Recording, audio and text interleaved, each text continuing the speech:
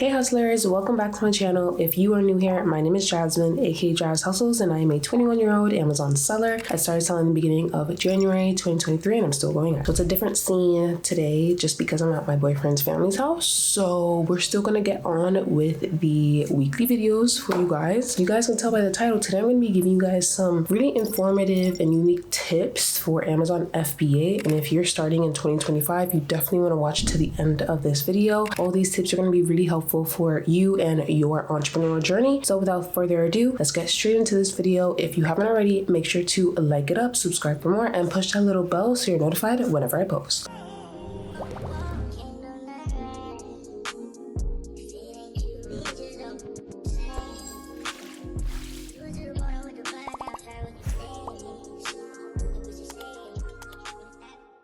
First things first, I feel like most people ask me this quite often, is basically what stores to shop at. So I'm going to give you like a list of what stores you should shop at for certain category of things. So first things first, I have Ollie's and Big Lots. Now they're great because they have a lot of cheap overstock and closeout deals. So definitely check out those if they are in your area. Now I don't shop at Ollie's just because I live in Miami and they don't have any Ollie's there, but I have tried Big Lots and Big Lots is always great every single time I go. Check that out for those clearance deals. And then we have Walgreens and CVS. Now they are great for current health and beauty items. Their prices are a little higher, but there's always deals. There's always great deals and great coupons that you can just stack up for those two stores. So make sure to check out that. I feel like I find better deals when I am looking online in Walgreens and CVS rather than in store. So give that a try and let me know if you find anything helpful. Then we have Costco and Sam's Club. So Costco and Sam's Club is good for both deals on profitable items. Now BJ's isn't on the list just because I feel like every time I go to BJ's, I don't really find much, either retail or online. I actually have never shopped online at BJ's before, but usually their deals, their pricing are the same. But I've tried BJ's. There is a good amount of products that I've bought from BJ's, but to be honest, I feel like Costco and Sam's Clubs definitely has more variety and better deals for arbitrage sellers. So check those out if you do have the subscriptions with Costco and Sam's Club. Then again, it's kind of like basically doing retail arbitrage and wholesale at the same time, since you are able to be tax exempt and also buy as much as you want because it's a wholesale store. But keep that in mind as well. Then we have a lot of discounted brand name products, of course, from TJ Maxx, Marshalls, and Ross. I also forgot to add Burlington on the list. Burlington is cool too. The only thing with Burlington is that they often cover the UPC codes of the products, which is fine. Like you can always scan the front of the product using Amazon Seller, but that was just a little red flag that I was just like, oh damn, because sometimes I do scan the UPC code and sometimes I scan the front of the product, but most times you have to scan the front of the product for Burlington. You guys already know me. My main one is Ross. I find the most success with Ross, especially in Q4 when it comes to toys, apparel, beauty. Not beauty, actually. No, not beauty. Beauty is TJ Maxx. I feel like I find a good amount of beauty in TJ Maxx. I feel like a lot of beauty in Ross are private label and have the IP alert that pops up, and there's usually like no sellers on those listings of the beauty products that I find at Ross. So I don't usually scan the beauty products at Ross, but usually what I mainly focus on at Ross is the toys Q4, and apparel is when I was selling a lot of apparel back then. They were selling a lot of Nike and Under Armour that I found there, so that was good too. And then also grocery. Tap into the grocery. Now I know that like most of the time no one goes to Ross for the groceries. Most of the time you go to the grocery aisle, there's usually like dust on the actual grocery products because no one touches them, but you will be surprised. You will find a lot of hidden gems in the grocery section of Ross. Okay, so yeah, Marshalls is another great one as well. I've seen a lot of people shop at Marshalls, so check those three out, as well as Burlington too. Just keep in mind that they usually cover the UPC code for those products. And then of course Walmart and Target. Now I know a lot of times you'll go to Target and you will look at the price of Target and you look at the price of Amazon. Usually it's the same exact thing, but when I say Walmart and Target, I mean the seasonal deals that they have as well as the consistent clearance. So you always have to check the clearance. Target for me, whenever I'm doing in store, it's only the clearance section, strictly only the clearance section. You usually, like when you already shop at Target, if you go to random aisles that don't have any clearance deals, usually it's like the same price on Amazon. So just keep that in mind. Don't try and waste your time with the Target too much. Only the clearance aisle and the clearance end caps. And then also once in a while, you'll find some great target deals online. My VA recently has been finding some target deals, so it's really just up to the sourcing method that you prefer. But Walmart is great, obviously, for clearance. Now, Walmart in the beginning, I actually found great products not even in the clearance. I found through the aisles, but you have to keep in mind it's a big store if you do plan on doing retail arbitrage. Scanning away for hours until you find your profitable products. But I found a lot of just random profitable products in the certain aisles of Walmart. But of course, the clearance is always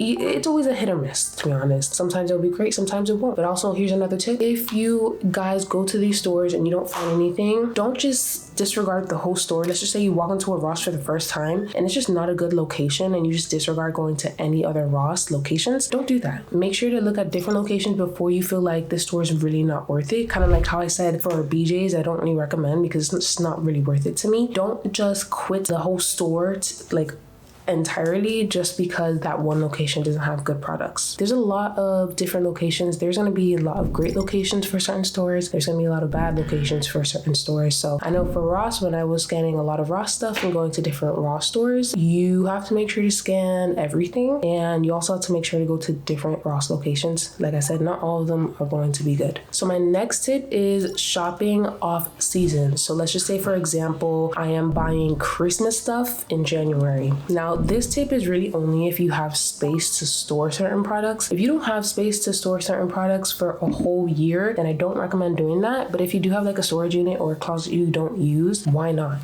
So the best deals come when the season is over. So let's just say, for instance, Valentine's is coming up. After Valentine's, there's gonna be a lot of crazy deals on Valentine's stuff because they know that it's not gonna sell anymore because Valentine's already passed. Of course, looking into the statistics on how well it did when it was season. So let's just say I'm buying like some Christmas ornaments in February, right? Make sure to look into the Keepa graph and see how well those Christmas ornaments did back when it was in season. Okay, so keep that in mind. But like I said, really only if you have space for that. But that's another great tip as well. So another tip that I have for you guys is to make sure to utilize cashback softwares like Rakuten or Honey. There's a lot of different cashback softwares, but one thing with me, I only really use Rakuten just because most times you can't even activate multiple cashback softwares for one purchase. Usually they're going to kick you out if you're activated for one and you try to get activated for another, so then you can get cashback for both. Usually it doesn't work like that, so that's why I just stick with one. And also I don't like the pop-ups all the time. Like Rakuten already does a good amount of pop-ups, so whenever they work for a certain store, it'll pop up and say activate 2% cashback. So then once I activate it and I place an order for that store, I get cashback from Rakuten, and then they send me money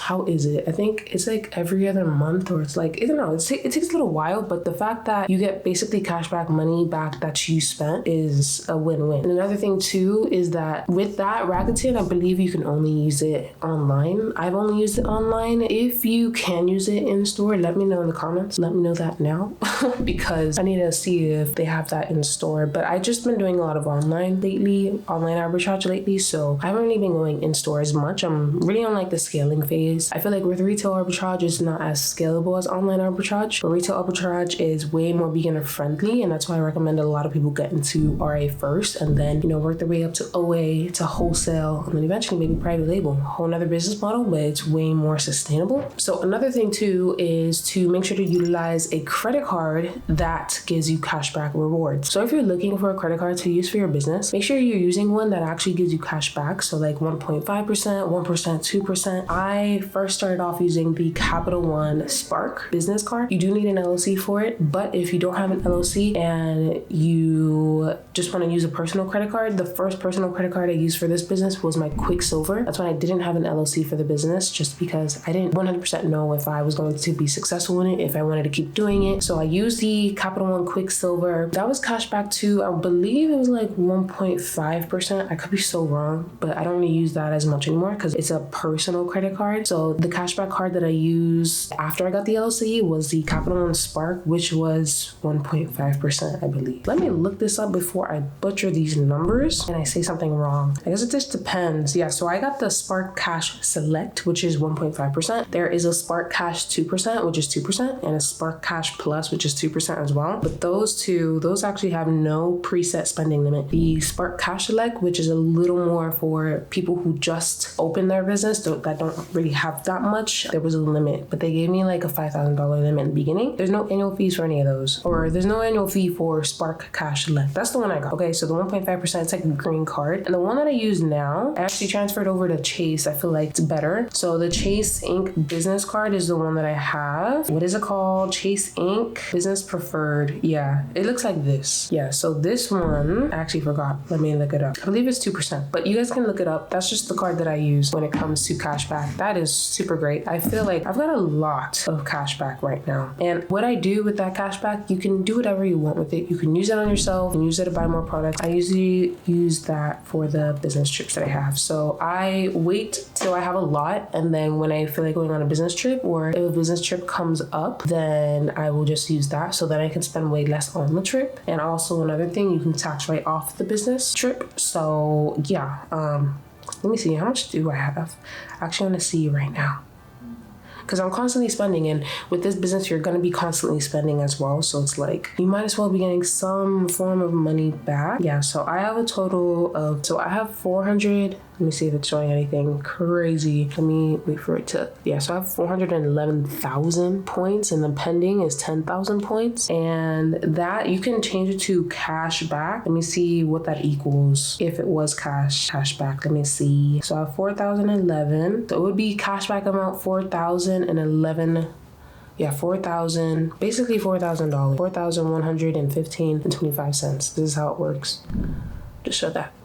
Yeah, crazy. And I got this credit card not that long ago, to be honest. I want to say definitely in 2024, probably around this time, maybe a little months after. But the fact that I have that much that I can just use on a trip or on more products is crazy. And this is just the cashback from the credit card. I get cashback from Rakuten as well. So keep that in mind, y'all. Cashback, utilize it, okay? So here's another great tip that I would give you guys if you are looking into more retail arbitrage and sticking with that for a little bit and running with it. Once you are pretty successful in retail arbitrage, start looking at shops. Try to start building a relationship with the managers of the stores you're going to. So let's just say, for instance, I go to a Ross, and let's just say I just want to talk to the manager and let them know what I do, what I can provide for them, basically as in money.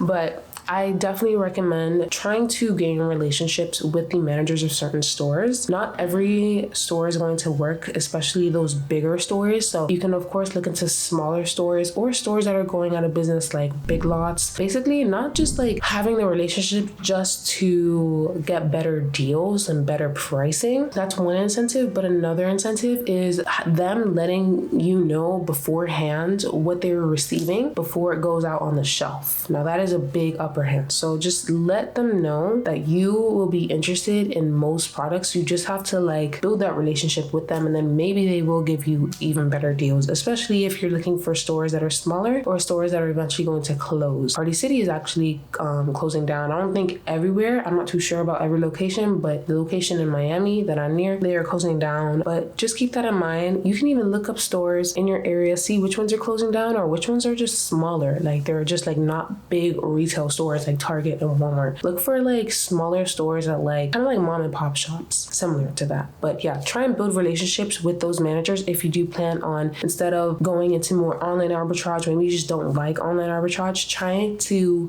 dig deep in the retail arbitrage business model. So another thing I would recommend you guys do is to scan the unpopular aisles. So this is talking about RA mainly. Scan the unpopular aisles that a lot of people don't even talk about. So, I talk about a lot about grocery and toys and this and that. Just because I talk about it doesn't mean that you should just only focus on those. I recommend scanning everything, obviously, but you can look into unpopular aisles and categories like pet supplies and industrial. Like just look into everything, and it's really just up to you. Like I can tell you that those main ones, the ones that I always recommend you guys, like grocery and toys and stuff, those work for me. But also you have to remember there's different locations with better better deals in certain locations. So it's like, you're still gonna have to like try and figure out what works best for you, but I'm just letting you guys what works best for me. But keep in mind to look at every aisle, look at the unpopular aisles. Another great tip that most of you guys already know is to make sure that when you are doing OA, to reverse source those sellers that are on different OA listings. Now, what do you mean by that? So basically it's called storefront stalking. It's one of the main ways that I teach and one of the main ways that I always find success in, which is storefront stalking. So storefront stalking is basically like going on a listing that has a lot of like FBA, FBM sellers and clicking on seller stores just to see what they're selling. And if they're selling it, it most likely means that it's a good product. So you basically have like a one up and you have access to looking at the products that they're selling. So if you don't know how to reverse source, I'm going to link my tutorial up here on all the different sourcing methods that you can do online arbitrage, but also I do talk about more in depth of how to reverse source and how to storefront stock sellers. Now, another tip is to make sure to prioritize products that have a higher sales volume, so then you aren't charged too much on storage costs. So you always want to make sure that the product that you are looking into investing in is going to sell. You don't want it just sitting in the warehouse collecting dust, because eventually once Amazon receives your units, they already start charging you automatically. Some people don't know that, but it is a few cents. It's like nothing to really worry about or really kind of track, even though SellerAmp does have that feature where you can just track how much you're going to be charged for the month. But after you get to that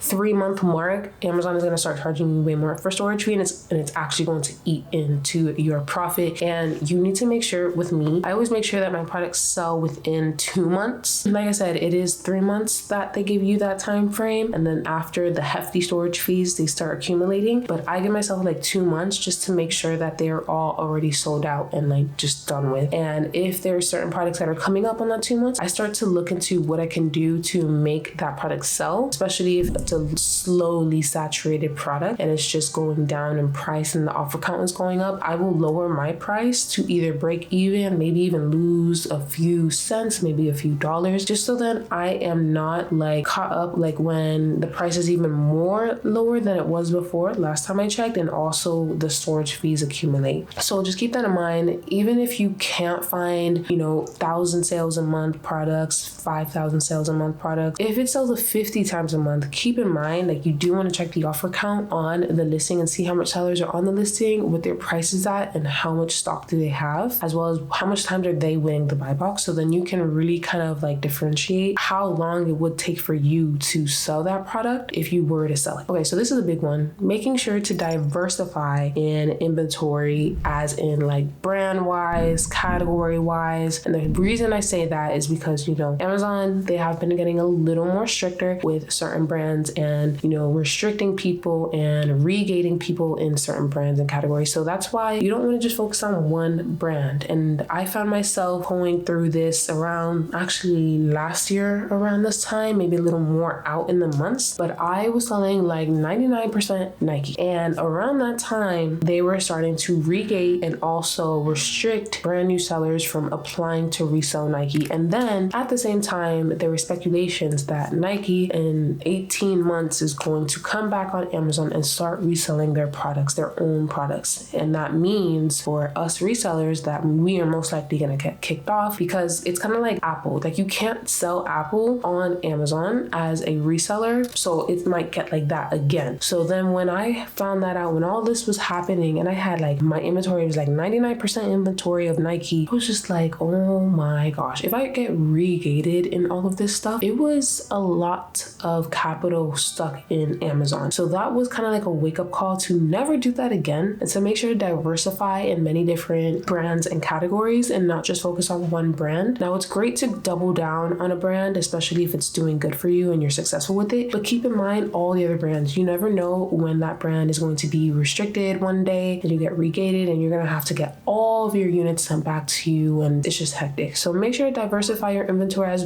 well as diversifying your marketplaces, selling on Walmart, selling on eBay, just so then, let's just say you do come across a problem where you are restricted in something and you have to get rid of those units somehow, right? You got to sell them somehow. So you can sell them on Walmart, you can sell them on eBay. I actually tried creating a Walmart selling account in the middle of last year, just so then I can diversify my marketplace and sell on multiple platforms rather than just one Amazon Amazon, because you never know when your account can just be shut down. Of course, there would be things leading up to that, but like, you just gotta be extra careful these days. Extra careful all the time, obviously. If you're relying on an income, making sure you have a plan B, a plan C, a plan D, all the way to plan Z, to be honest.